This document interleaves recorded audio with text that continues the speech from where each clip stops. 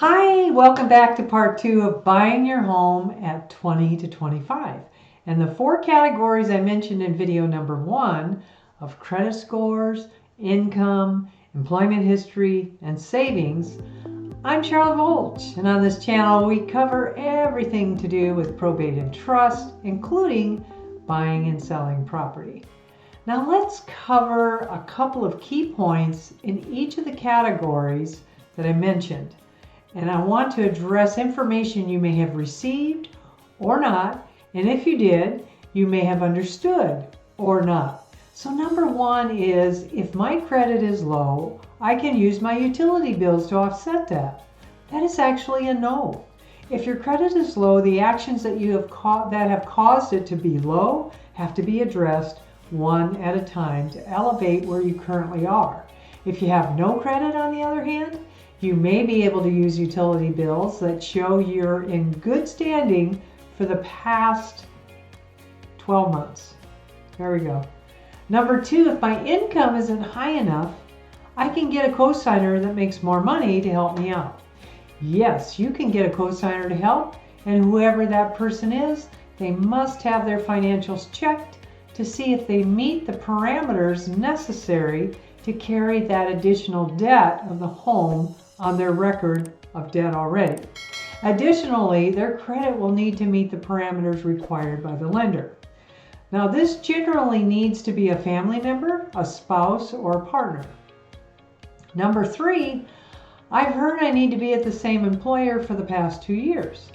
Now, that used to be a requirement, but with the economic changes that have taken place in the last 5 years, and job needs by employers changing so much, so rapidly, and so often, this is not a requirement.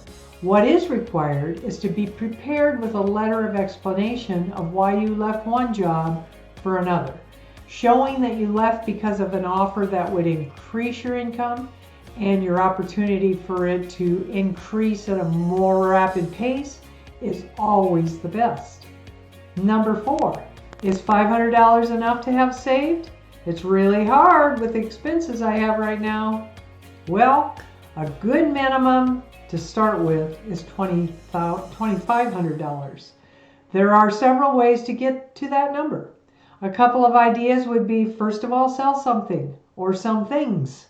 Number 2, move home. Save what you're paying for rent. Don't spend it on other things. Number 3, get a part-time job temporarily. Once you do, take all of those earnings, deposit for savings, don't spend any of it on other things. Number 4, I highly recommend the book You Need a Budget, which is available on Amazon for about $16. And it will help you have a whole new mindset around money for the rest of your life.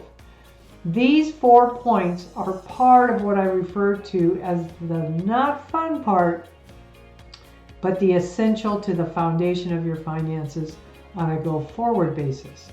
When you look at metaphorically buying a house to building a house, it is the foundation. If the foundation is poured properly after the grading has been done properly and the rebar and the supports have been installed and it's been engineered to meet specifications to withstand the weight and the impact of the structure, then the structure will stand for many, many years.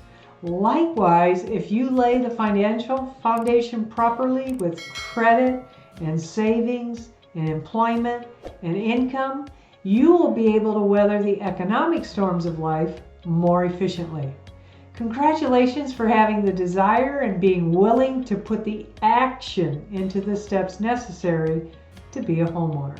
You will be on track for making your money work for you over your lifetime instead of helping someone else build their wealth by paying their mortgage payment with your hard-earned monthly rent.